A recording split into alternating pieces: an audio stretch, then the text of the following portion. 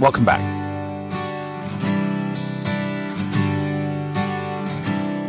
Did you know that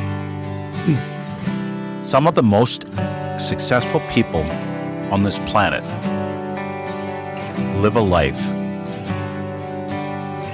fighting a war with themselves? Nobody ever sees it. Because externally they look disciplined, focused, productive, but often internally they're exhausted, anxious, never satisfied, always chasing, always proving, always feeling like they're one mistake away from being not enough. And the terrifying part? Many of them think that suffering is absolutely necessary. They believe that the pressure is helping them. And they believe that self-criticism is making them stronger. They believe that harsh inner voice is the reason they achieve. So they keep feeding it. They keep listening to it, and they keep obeying. And slowly, they build a life that looks successful from the outside while feeling emotionally empty internally. The truth is, you cannot hate yourself into greatness. You can press yourself into burnout. You can shame yourself into temporary performance. And you can fear yourself into exhaustion, but eventually, the internal war will catch up with you. Because achievement is built on self-rejection. That is never going to feel safe. It'll never feel complete, and it never feels like enough. So today, we're going deeper than motivation. We're talking about hidden emotional addiction to proving your worth. And if you really hear this episode, it may completely change the way you pursue success forever. You know, it's funny. It's like this episode's coming definitely from me, from my heart, from the way I live. Because, I mean, some of my favorite thoughts are like, I never want to rest on my laurels. It's never, I can always be better. It's like, even when I achieve great things, it seems like they're somewhat lacking because I could have done better. And this drive does move me forward to work harder, but I'd love to find more satisfaction in my work. I'd love to take a moment to really appreciate my achievements. With the athletes I work with, a lot of them have, it's almost a form of imposter syndrome that I call the competitive edge. And I have it in my own way, maybe not in athletics, but in my own way. And it's this explanation that no matter how good you do, it's never enough. You're never satisfied. You never or maybe it is so great that you have one moment that you're happy for a moment, but then you start thinking about what you could have done better. And this is a tough one because this is one of the reasons why many of these people are so good, because they have this competitive edge where they really want to keep on going. So it's almost like you don't want to lose that, but you want to find a way to not let it take you out on the bad days. And this is one I struggle with, so that's why I've been working on this one today.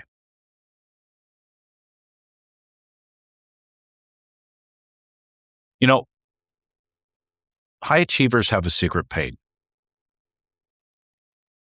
And I want to speak directly to the person listening right now who feels exhausted from carrying themselves through life. The person who pushes themselves constantly. The person who never feels like they've done enough. The person who cannot relax without guilt. Yeah. Looking in the mirror right now. The person who turns every mistake into evidence that they're failing.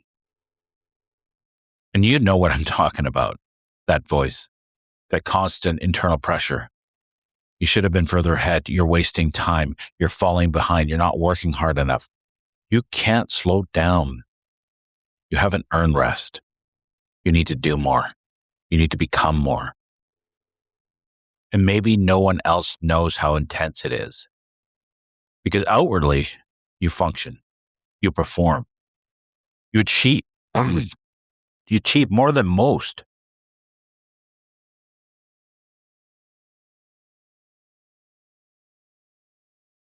But internally, you feel haunted by your own mind. Because some people are not driven by purpose. They're driven by the fear of not feeling worthy. And like, that's so much. And that fear creates a dangerous cycle because no achievement will ever fully heal your self rejection. You hit the goal, you feel released for a short period, say 5 minutes, and then the mind moves to the finish line again. You lose the weight, but you criticize how you look in the mirror. You build the business, but you still feel behind. You win the race, but immediately focus on what wasn't perfect. Could have set a PB, could have set a national record, Olympic record, a world record, could have got standard. You accomplish the thing you once prayed for, but somehow still feel empty afterwards. Why? Because achievement cannot heal an identity built on I am not enough, no matter how much you achieve. Or even like one that says you are not enough.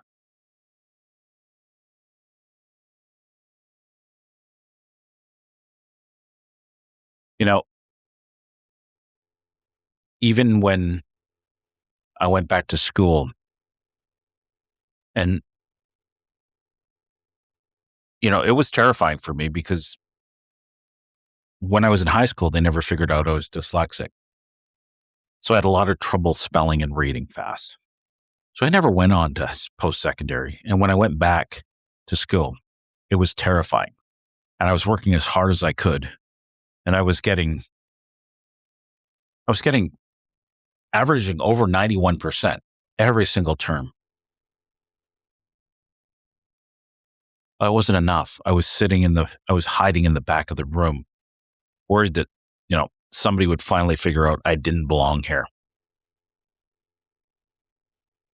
Even when I was about to graduate, I fell apart in some of the final exams, thinking I'm not good enough. And then I did my licensing exams.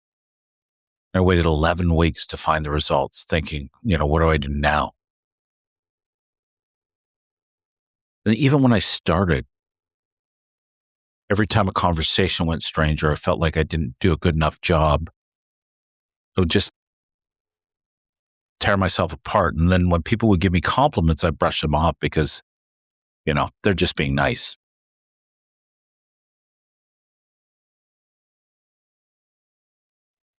I think this is one of the saddest realities of modern achievement culture. People are praised for burning themselves alive. People celebrate exhaustion like it's proof of value. People think emotional punishment equals discipline, but listen, discipline and self-destruction are not the same thing. And many people confuse the two.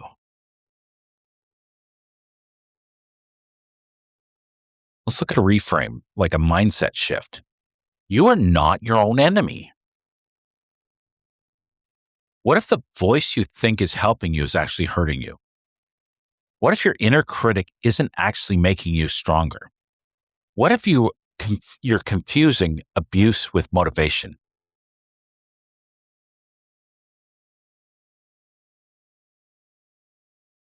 That question alone could change someone's life today. Because many people learned early in life that love had to be earned. Or maybe love was just outside of your grasp. as in my case, that you could try as hard as you could, but you would fail, that you couldn't actually earn it no matter how hard you tried, but you keep on trying anyway, that worth had to be proven, that making mistakes meant rejection. So you built an identity around performance, and now you just don't know how to stop because slowing down feels unsafe. Rest feels lazy. Self-compassion feels like weakness, like a chink in the armor. Listen, compassion is not weakness. Compassion creates resilience. The strongest people are not always the hardest on themselves. Often, they're the most supportive of themselves. Think about that. If a coach screamed at an athlete every second, destroyed their confidence, shamed their every mistake, and made them feel worthless constantly, would we call that elite coaching? I don't think so. We would call it emotional damage. And yet, people do that to themselves every single day. And then they wonder why they feel anxious. Why do they procrastinate? Why do they feel emotionally exhausted? Why success never feels satisfying? Because your nervous system cannot thrive in constant internal danger. You know, it's funny, when I was growing up, one of the things that taught me very well, maybe made me become a perfectionist. And understand that I believe perfection is kind of a sliding scale. Like on one side, you've got the obsessive compulsive end where everything is lined up perfectly and cleaned and like everything in its place. And then there's the other end of perfectionism, which is a strong understanding of the truth that it will never, ever be perfect. So you quit before you even try. And mine was developed there. It's like I was in a family, I was a middle child, and my brothers were, getting C's and D's. And I was getting B pluses and I was getting berated because my parents said I'm smarter than that. And I'm looking at my brothers who are almost failing, and I'm doing so much better than them, but it's not enough.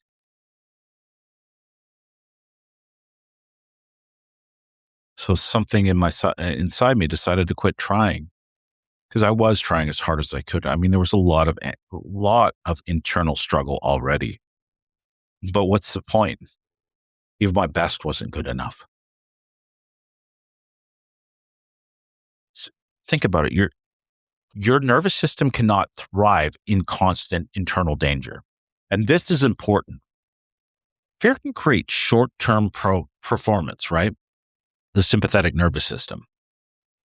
But peace creates sustainable greatness. Fear creates survival. Love creates expansion. Fear tightens the body. Compassion regulates the body. And regulated people perform better long-term. Not because they lower a standard, but because they found a way to stop attaching their worth to perfection. There's a deeper truth. Achievement cannot save you. There are people right now living the life they once dreamed of and still feeling empty inside. There are people with incredible amounts of wealth who are completely empty. And why? Because something inside them told them that achievement would finally make them feel enough. And maybe you've done this too. Maybe part of you secretly believes, when I finally succeed, then I'll relax. When I finally achieve, then I'll love myself. When I finally prove myself, then I'll feel worthy. But the problem is your identity is built on an inadequacy. Success does not end the fear. It amplifies it because now you become terrified of losing the thing that just temporarily made you feel valuable. When your worth is tied to performance, peace becomes impossible. So many people are addicted to proving themselves and they don't even realize it. Every achievement becomes emotional survival. Every mistake feels personal. Every setback feels like an identity collapse. That's not healthy ambition. That's emotional captivity. And listen, I'm not telling you to stop striving, and I'm not telling you to stop growing, and I'm not telling you to lower your standard. I'm telling you to stop building greatness on top of self-hatred, on top of pressure, on top of force, because eventually the foundation cracks.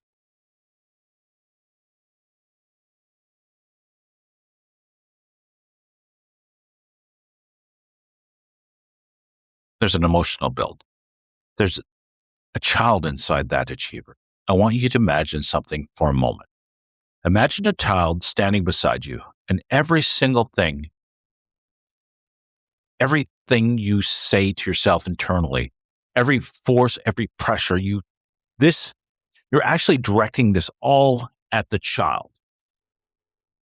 Every you're not good enough, everything you could have done better, every impossible expectation, every little bit of shame.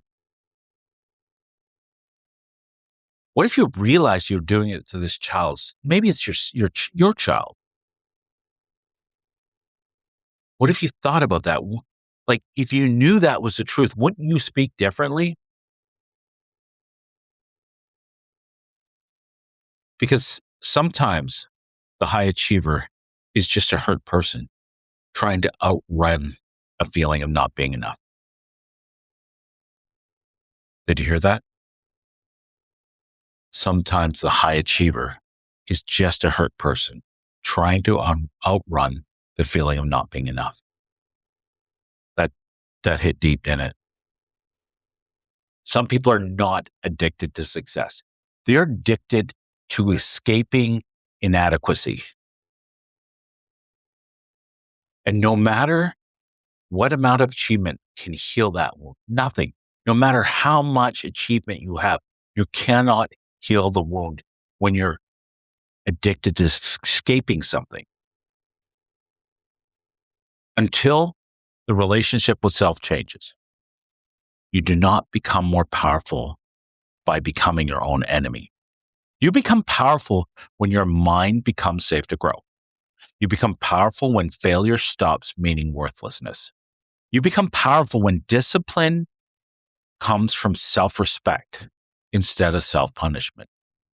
That is the real strength. Not emotional violence,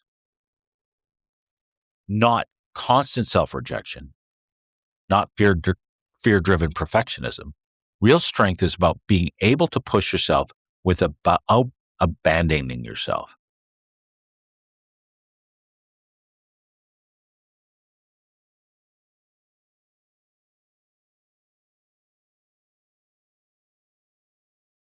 And maybe this episode is emotional for some people because nobody ever taught them another way. Because they grew up believing criticism was love, pressure was care, performance was safety. And now they only know how to motivate themselves through fear. But there is another way, and it does not make you weaker. It makes you healthier. So let's talk about it. Let's talk about some tools, some frameworks. How do we begin changing this? How do we stop building achievement on self-hatred, self-pressure? And here we go. Let's try this. First, step one, separate performance from worth. Your mistakes are experiences, not identities. Your productivity is not your value. Your achievements are not proof that you deserve love. Your worth existed before your accomplishments did. Number two, notice the inner voice. Pay attention to how you speak internally during stress, especially after mistakes, because difficult moments reveal your conditioning.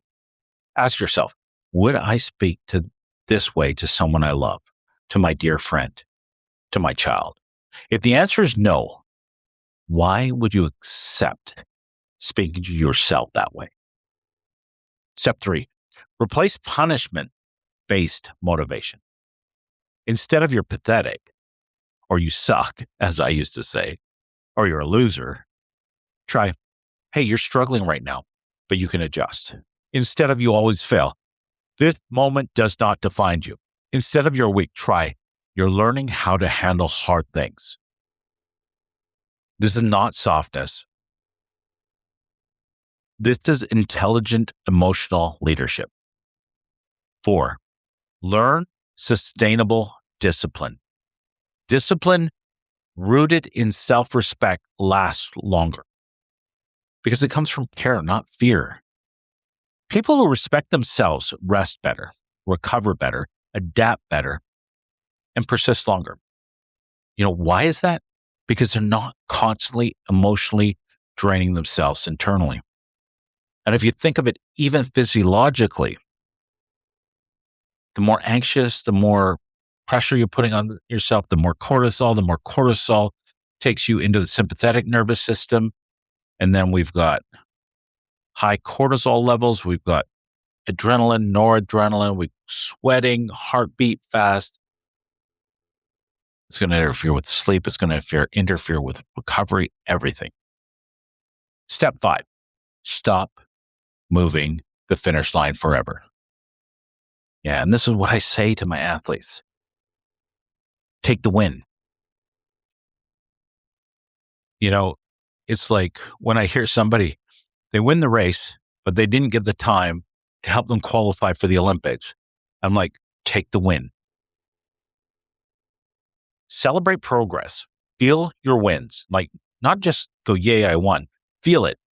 Allow yourself moments of pride. Because if your mind immediately dismisses every single achievement,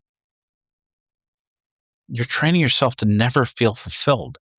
And eventually, your life will feel completely emotionally numb.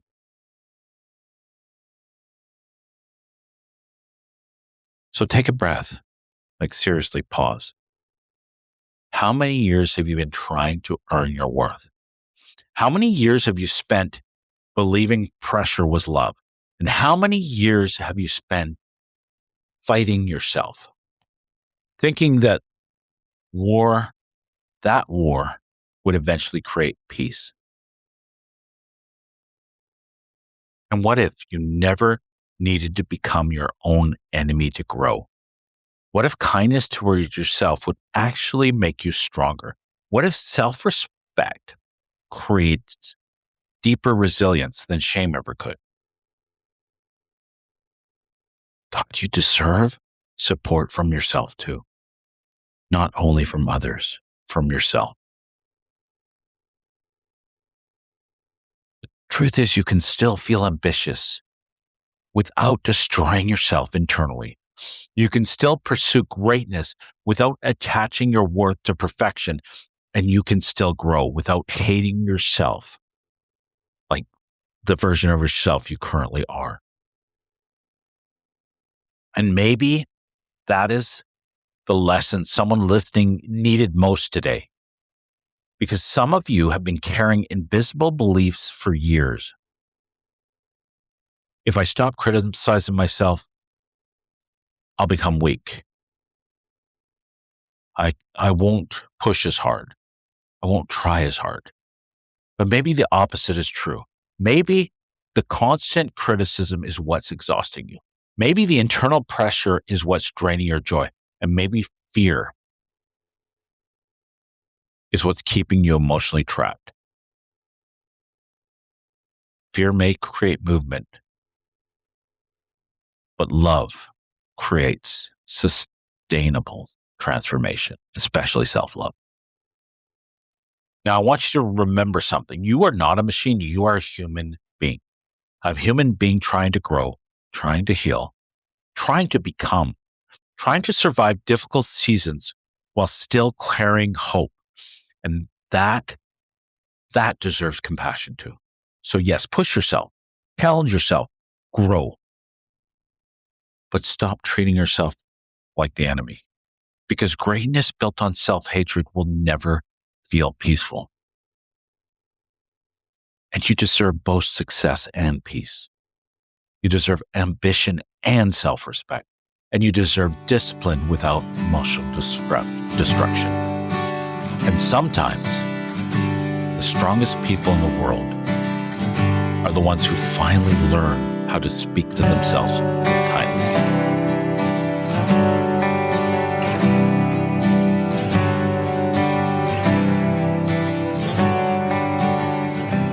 Hey, if this episode spoke to you, please share it with somebody who looks successful on the outside, but you know is exhausted internally. Because there are people everywhere achieving while emotionally drowning. And they need to know they do not have to become their own enemy to become great. Keep going, but move forward with compassion this time. Your inner advocate is waiting for you to finally listen. Now is the time. Thank you for listening to this episode of Your Inner Advocate, a podcast by Kimen Peterson, formerly Conversations with Kimen. If you found value in today's episode, please follow, like, and share the podcast with someone who you think may benefit from it. You can listen on Apple Podcasts, Spotify, Podbean, and connect on Instagram at your_inner_advocate. Until next time, keep listening to and developing your inner advocate.